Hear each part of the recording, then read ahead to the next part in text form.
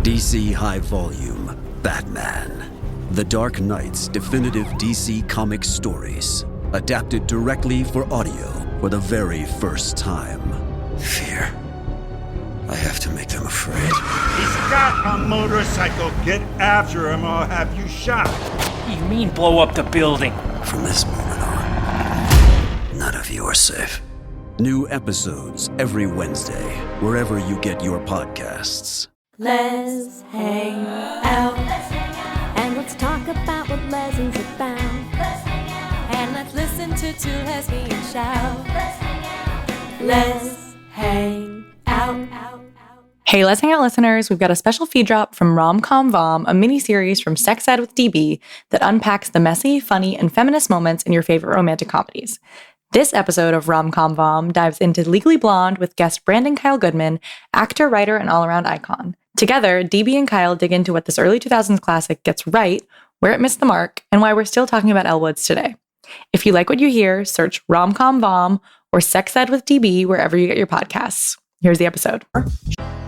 And they're figuring it out. Maybe that's it. And they're fucking on the regular. Yes. You know, just something quite simple. And they're fucking on the regular. That's all I want.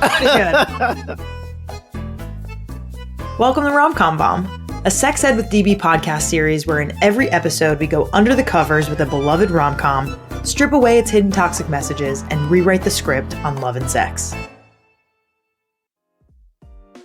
Here are my top 3 favorite things I love about Uberlube. Number 1, Uberlube makes sex feel a lot more pleasurable. It's as simple yet as powerful as that. Number 2, Uberlube is recommended by leading doctors, and its body-friendly ingredient list is widely used by people with sensitivities to lubricants. And number 3, Uberlube will not stain clothing or bedding. Any spills can be easily cleaned with detergent and water. Use code SEXEDWITHDB for 10% off at uberlube.com.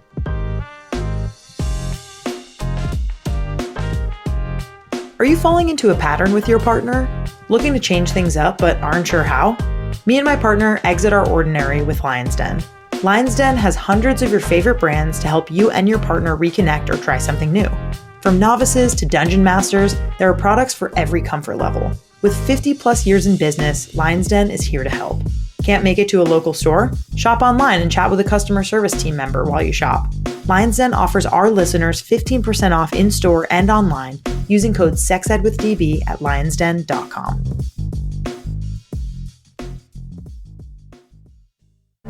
Vanderpump Robs is the reality TV podcast that is worth your time.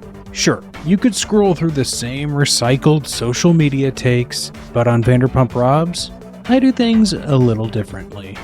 I break down Bravo's biggest shows like Southern Hospitality, The Valley, Summer House, Southern Charm, and of course, Vanderpump Rules. And I do it through a cultural and comedic lens, because reality TV isn't just about guilty pleasures, it's a funhouse mirror of the society that watches it. So if you're into sharp analysis with just the right amount of snark and no silly voices, subscribe to Vanderpump Robs wherever you get your podcasts. And for bonus and ad-free content, join Vanderpump Robs Premium at patreon.com/VanderpumpRobs. Hello, and welcome back to another episode of Rom-Com Vom. I'm your host, DB, sex educator, pleasure expert, and rom-com critic. Today we have a very, very cool and special guest. We have writer, actor, podcast host, and TV host, Brandon Kyle Goodman. And you know them from a lot of things, first of all. You know them from Big Mouth, their podcast, Tell Me Something Messy, which, spoiler alert, I was a guest on, and it's going to come out really soon, so look out for that. And as a host of E's Recap, we are so excited to have them here to talk about one of the most beloved rom-coms of the early 2000s, Brandon, hi, how are you? Hi, I'm doing so well. I'm so excited to be here. I love talking about rom-coms. So this is actually perfection. I love a rewatch. I'm so happy to be here. It is, yeah, it really scratches like a nice part of my brain to kind of Yes. rewatch some of these films that we've seen. I'll speak for myself 50 times at least. At least. Oh my in gosh. the last week, 50 times. Listen, it's been a hard January and February. Listen. Okay? We need to settle into what feels good and also maybe revisit some of the parts that aren't so good and maybe rewire our brain a little bit. And so here is the trivia teaser that you heard last week.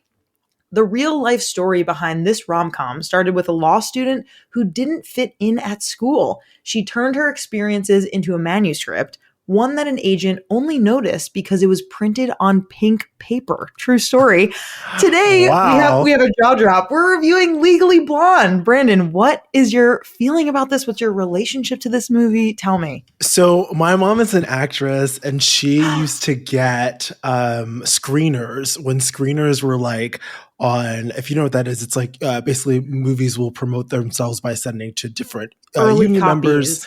Yeah, copies. And so I believe we either had it, I think it was either a DVD or a VHS. I can't remember which, but we did have the screener. And so I would watch it all the time. I was like low-key kind of obsessed with the movie, and then followed it when it became a TV show to become a musical. Because remember, it became a Broadway musical, and there was like I've seen it 3 times on Broadway. I've actually never seen it. You guys. It's so good. I know the music, but I don't think I've ever seen it. But I remember there was like a TV show that was, I think Laura Bell Bundy was the original on Broadway. And so they were like searching for her. Yeah, something like that, right? It was like an MTV show searching for or the journey to Broadway. And so I was obsessed with that. So yeah, I loved it. And I think it came out while I was in high school, and I went to boarding school in Rome, Georgia. So it was one of my, if we talk about like having a coping kit, because I was in a small town, Georgia, Black, queer, whatever. So it was one of those movies that I would watch that would make me feel better. That and Sister Act 2. Oh, incredible. Wow. My gosh. Another gem. I love hearing your comfort films. Yeah. Yes. I fucking love this movie. I honestly, like, the theme of this show of Rom-Com Vom is that we, basically share the hidden toxic messages and rewrite the script on love and sex. And I was fucking racking my brain as to, every film has something. Yeah, sure. This one is a hard one because I adore it so much. It's kind of like my Big Fat Greek Wedding, where I'm like, what this film can do no wrong. Like, it's so funny and silly, and it is iconic. There are so many lines that we still say today, 25 years later. I mean, the bend and snap of it all. We'll get to that, my friend. We will get to that. Yes. So this movie is from 2001, and here is a quick refresh. Here's a rundown if you need a refresher. Elle Woods, played by the Reese Witherspoon, is a bubbly sorority queen who follows her ex-boyfriend Warner to Harvard Law School in an effort to win him back. But once she's there, she realizes she doesn't need him or anyone else to prove her worth. What starts as a revenge plan turns into a journey of self-discovery, ambition, and of course, the bend and snap. So yeah, I just absolutely love this film. And we're going to transition now to our first real segment here of As a Kid. And so this idea is kind of like, what is one word that really, you're saying it's your comfort film. What's that one word that would describe your relationship to this film as a kid? Is safe space a one word? We'll put a hyphen in it. Okay, yeah, safe space. Yeah, And what about it felt so safe to you? I understood what it was like to be different. I'm Black, I'm gay, I'm non-binary. And so to be in, I went, my mom sent me to a lot of private schools, a lot of PWIs, predominantly white institutions. And so I was often the other. And I think that Elle Woods is very much, she starts very much the popular one, but then moves into a new space and becomes othered. And I think I felt that it came out in 2001, which would have been my first or second year of high school. And so in middle school, I had been with those kids since first grade. So high school, I went to boarding school in Rome, Georgia. I'm originally from New York, so you can imagine the culture shock. But, going from, knowing all my classmates and having an established, position in school to then going to this new school that was kind of like a massive Hogwarts in the South was, I didn't fit in necessarily immediately and had to learn how to win people over, if you will. Okay, here's my follow-up though. Did you kind of have the same arc as Elle, where like you were kind of the kid who everyone was like, whoa, what's going on with this New Yorker? What's the deal here? And then slowly but surely you become like valedictorian of the school? Yes, it was similar to that. Yeah, it was by the time I graduated, people were like very cool with me. And I actually at senior party did a keg stand and won by like the last, I was like the senior party. So last thing. Dog. I did that keg stand. I did it. I outdid it. Everyone else. It was low key because I think there was something wrong with it, and so they had me in the air. You're sharing all the secrets. You're like, it was broken, so I it was actually kind of broken. But I was my legs were up for so long that I won all the respect of the boys. Wow. So yeah, I did do it at the end. I absolutely love that. You're like, listen, I'm going to tell you the truth. It was broken, but I did win everyone's respect. I won their respect, and that's what matters. Wow. Yeah, I feel like one word that describes my relationship to this film is silly. I just thought that it was so fun and goofy and silly. And I love that they made these really hot women kind of like funny and cool in this way.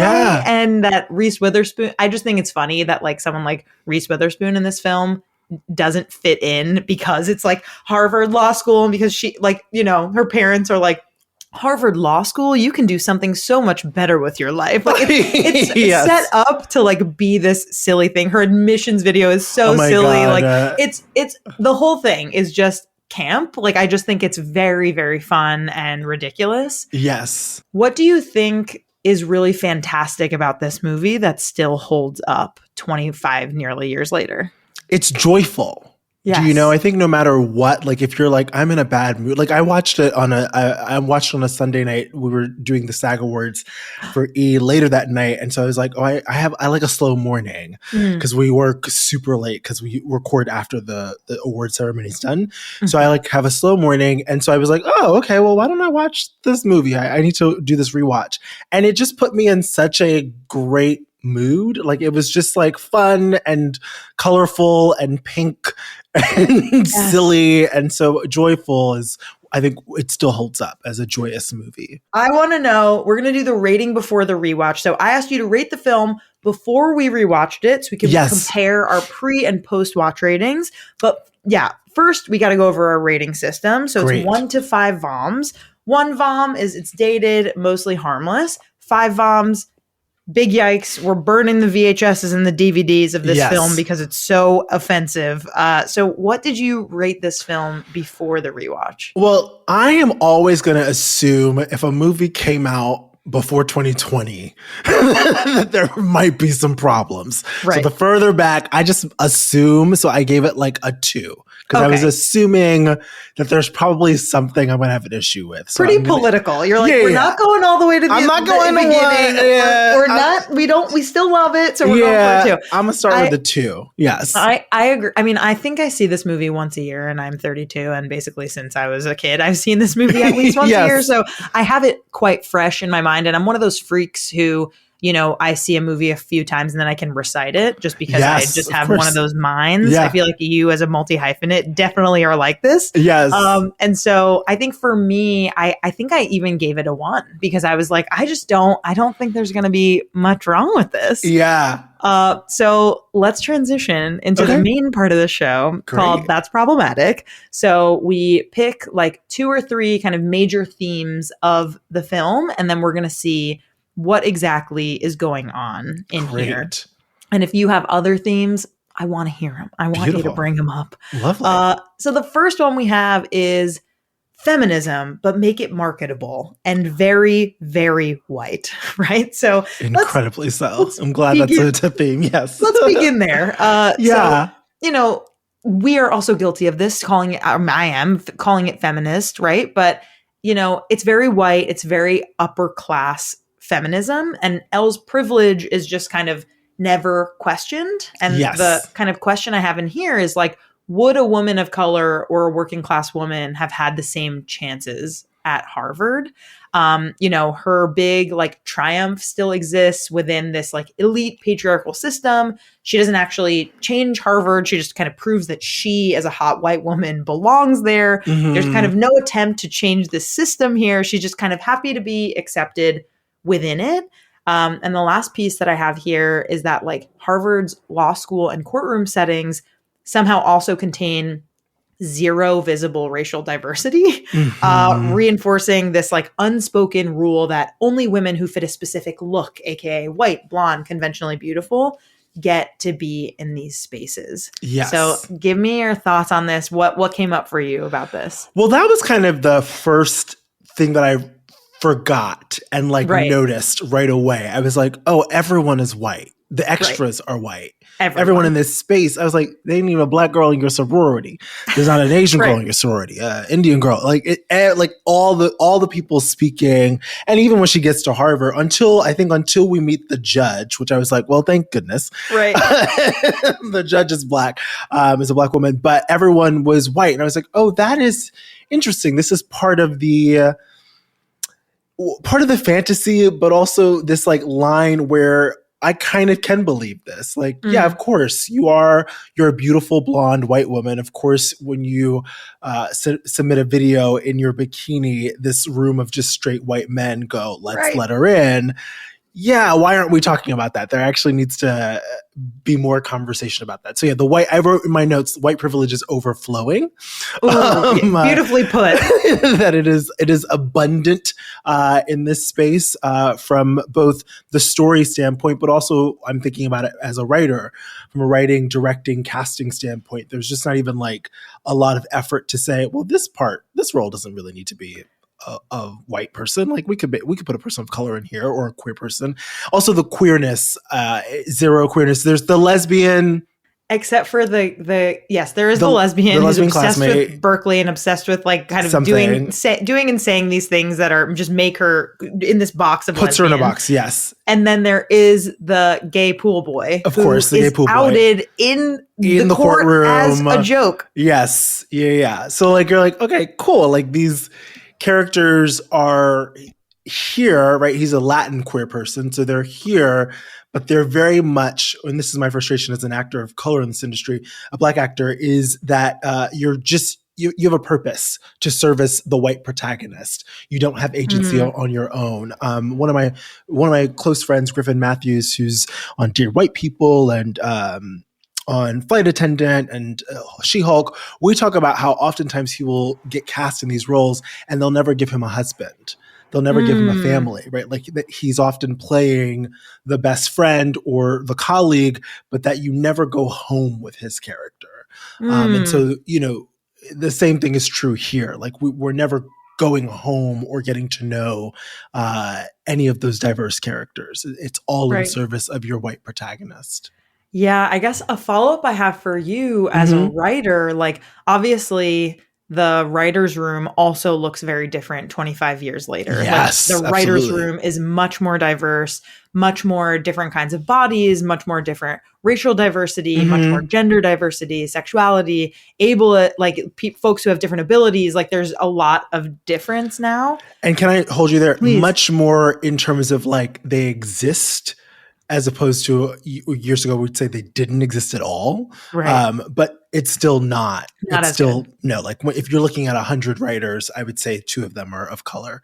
Still like very bad, actually. I would say. If you look at the stats, like it's very minimal of who's black or who's of color, who's queer, and who of those are holding positions of power. Right. We're actually still. It's quite pathetic. How do we like continue to speak about this and fight about it? Like who is like talking about this all the time and what organizations are working to change this? I mean, I think it's just these conversations. For example, Joy Reid was just fired. By the time this comes out, it'll be probably a month later. But when we're recording, Joy Reid was just fired from MSNBC. Her show was canceled. And if you don't know, Joy Reid is a black journalist, political commentator. She has a show on MSNBC called The Readout. She's one of the only I think the only Black woman who has a solo primetime spot, and one of like maybe 3 Black anchors that have solo spots, and they've all been fired or their shows have been canceled. And there's some replacements happening, but Rachel Maddow, who has been on air for a very long time, just basically used her show, her airtime, to call it out, to call out how disappointed she is in that, and to note that MSNBC has let go, some of their anchors of color, and how, interesting and indefensible that is. Right. So that is what we do. We talk about it. Like people need to talk about it in other spaces and publicly, so that it creates pressure. What we've seen, I got my platform in 2020 based off of people following my videos around what was happening with, race, gender, sexual orientation, allyship. But there was allyship fatigue that quickly happened. And so what we saw in 2020, though, was that like this pendulum swing of DEI, right? Everyone was like, oh, yes, we want diversity and inclusion and equity. And how do we do it? Although they weren't really trying to pay people to who were Black or queer. But anyways, that's to do that labor. Yeah, to do that labor. But they wanted it. They were like, we're going to support it. We're going to build these programs. We're going to, hire these people. And then slowly, even before our new president, or I guess recurring president, you start to see in different networks, people who were in charge of DEI getting let go, that they were quietly being let go. And then after inauguration, we saw all these companies, from Target to McDonald's to all of them being like, fuck this, it's gone, right? And so it's no longer profitable for them. And so the audience's willingness to say, no, we want queer characters, we want Black characters, we want Asian characters, we want these stories, and we support these stories, and we show up for these stories, is what adds pressure to the powers that be. Because, bottom line is, where's the green coming from? If I were to tell you I was conducting a masturbation experiment with the magic wand, what would some of your hypotheses be? Well, I did do a masturbation experiment with the magic wand, so let me tell you what some of mine were. Number 1, anxiety, tension, and stress will decrease during and after daily magic wand use. Number 2, daily magic wand use will be associated with improved mood, confidence, and happiness when compared with no sexual activity. And number 3, sleep length and sleep quality will improve during daily magic wand use when compared to no sexual activity. After running the numbers, 2 of those hypotheses were true, and one of them is false. Want to know which ones were true and which one was false? Go to sexedwithdb.com/magicwandexperiment to learn more about the experiment. Read some of my daily journals and watch some of my daily vlogs, and find the result of these hypotheses and a few others, and so much more. When you're traveling, you don't have access to your amazing sex goodie stash. So you start to pack your lube for sexy time in your toiletry bag, and when you open your bag back up, the lube you packed, of course, spills all over your toothbrush, makeup, and floss picks. Enter a brand new product from Uberlube that will get your lube to your destination without spillage. They're new good-to-go travelers, perfect for your purse, pocket, gym bag, or carry-on luggage. The Good to Go Traveler features the same Uberlube product in a discreet aluminum traveler that comes in 6 colors. Use code SEXEDWITHDB for 10% off at uberlube.com.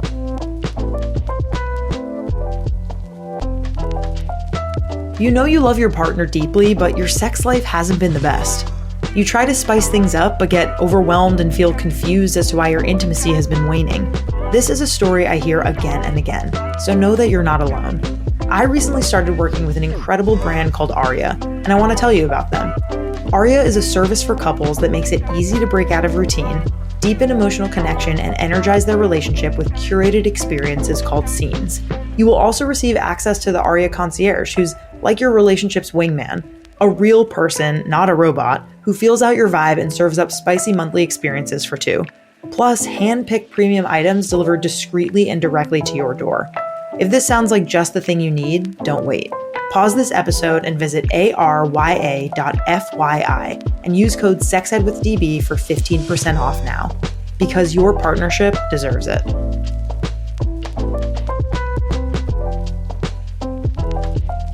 In In a world that constantly encourages you to change, it's bold to just be yourself. Sexual expression and satisfaction are different for everybody, so rather than conforming to others, focus on falling in love with who you are. Lion's Den sources the very best products to help you find what you like, and to help you feel confident expressing your sexual desires. You can get 15% off in-store and online using code SEXEDWITHDB at lionsden.com to begin exploring everything about yourself.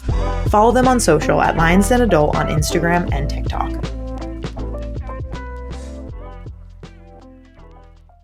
You rock. Yeah, I could listen to you talk all day. It's such an important conversation. And I think like we talk about it all the time in the context of like, if there are more diverse people, groups of people behind the camera, there will be more diverse people in front of the camera. Yes. And I think that, super important.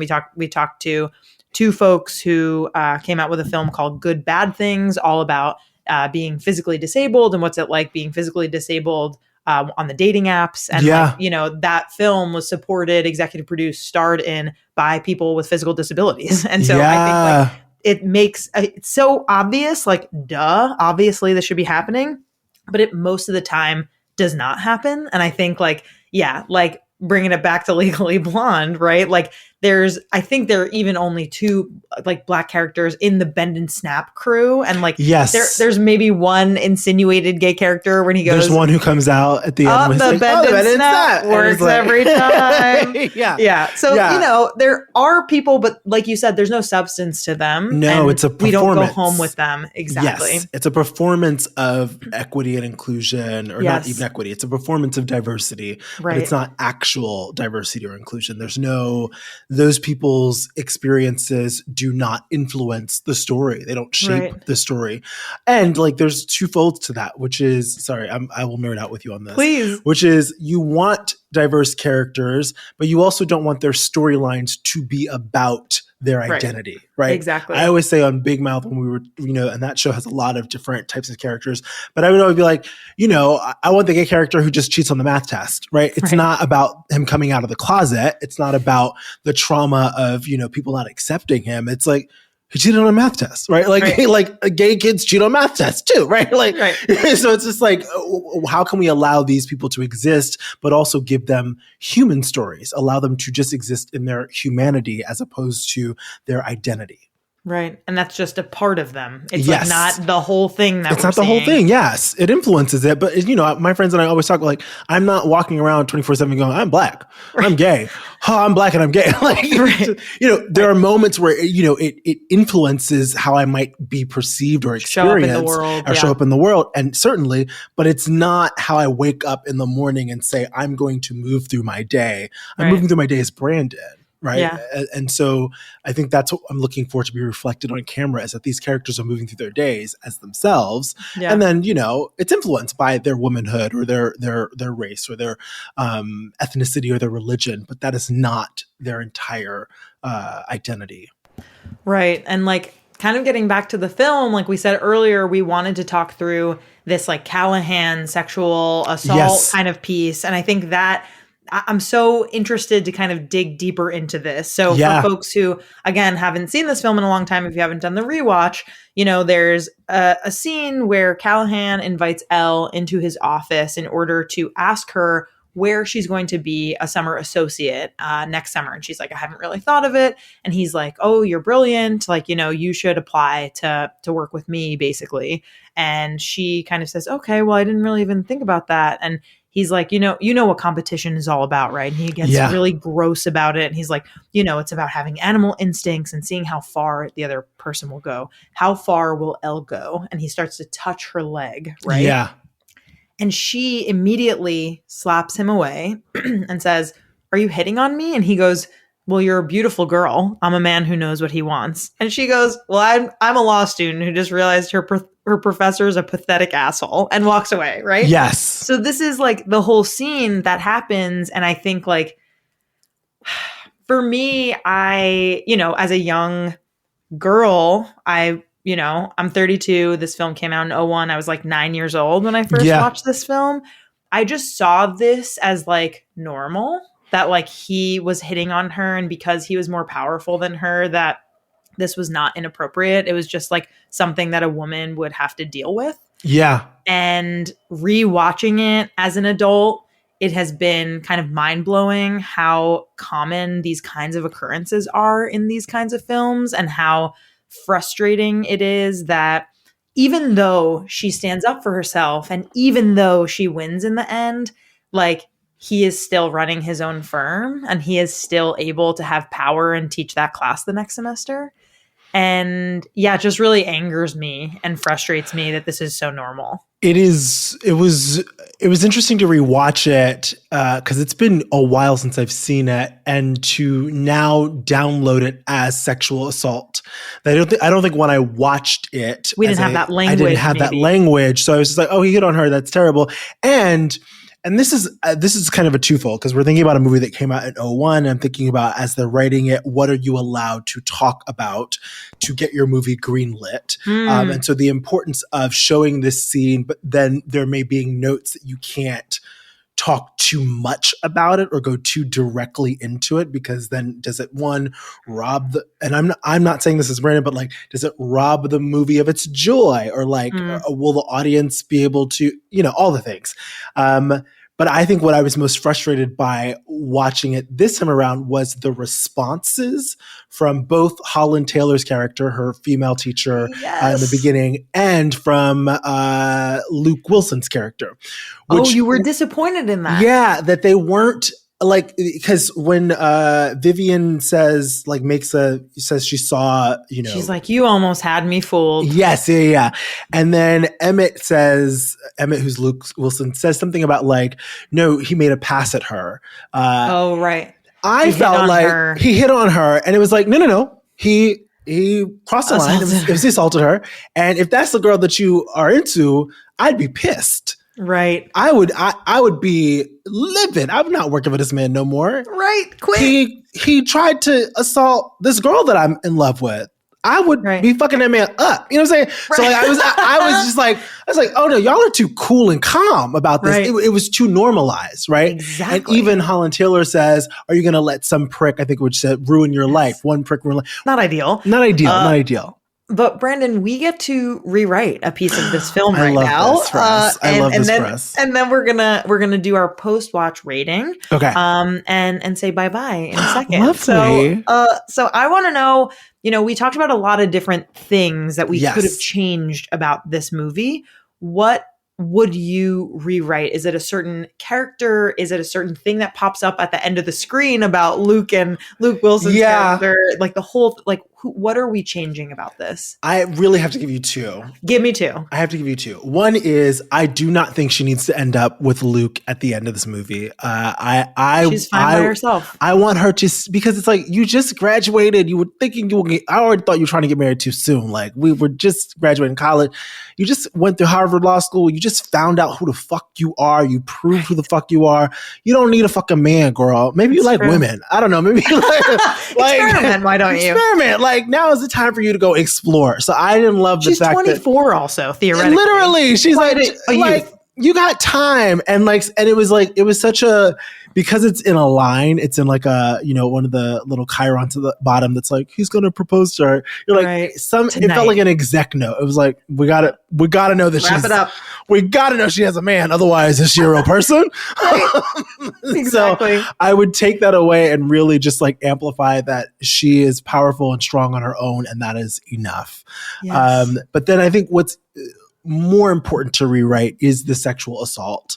That to me is like the thing that I would want clued in, that something really bad happened here.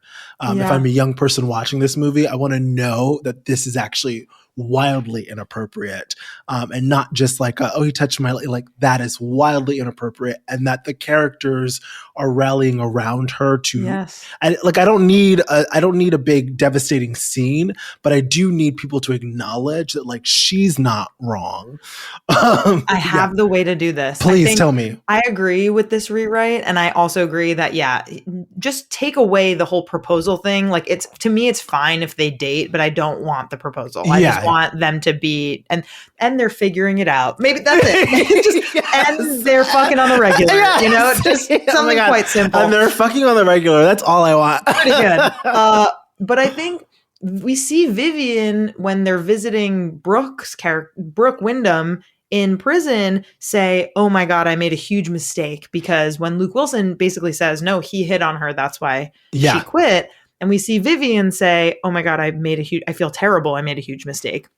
Directly after that, we could literally see her call Elle and be like, hey, I'm so sorry that this happened to you. Like, that was assault. Like, that is terrible. And I'm here for you. Simple. She could serve as someone who, maybe made a mistake. Not great. Maybe we would even take that part out, but just somehow that maybe Vivian would be the person to offer her some emotional support. Absolutely. I love that. I love a cut to the end with a little line. He lost his job. Yeah. He got fired. And, nobody likes him. Nobody likes him. There's criminal investigation happening. Right. What if he was behind bars? That literally, like I want the shot, like the final shot, the credits roll. He's in the orange. He's in the orange behind bar. Like, there's that could have been in the post credits. That could have happened. A post credits, or even Holland Taylor's character, just saying, you've got this and I'll handle that. You know what I'm saying? Like, just like you don't let that man ruin your life, but I will ruin his. Yes. You know what I'm saying? Oh, that would have been simple, epic. And so I feel like that, just like somebody acknowledging for us as the audience that like this is actually quite problematic and that it's not Elle's fault. And should we rate the film? Oh yes, let's rate it. Let's rate it. So given all of these things after the rewatch, 1 to 5 voms, where are you at, Brandon? I am at a 2.5. It went up a half a vom. A half a point. Okay. A half a point.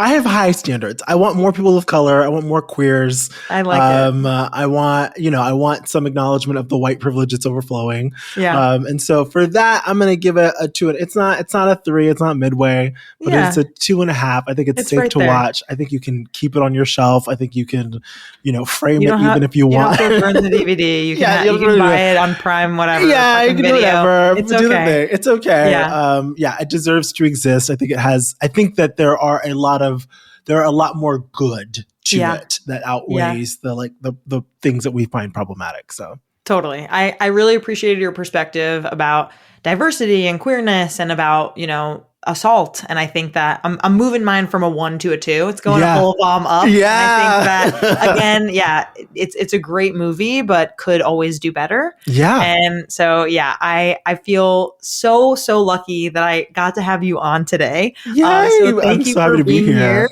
And dear listener, if you have a rom-com that you remember from growing up, submit it to us by leaving a review on Apple Podcasts and leaving a comment on Spotify. And Brandon, thank you so much for joining. You're so amazing. Thank you for having me. So are you. Thank you for having me.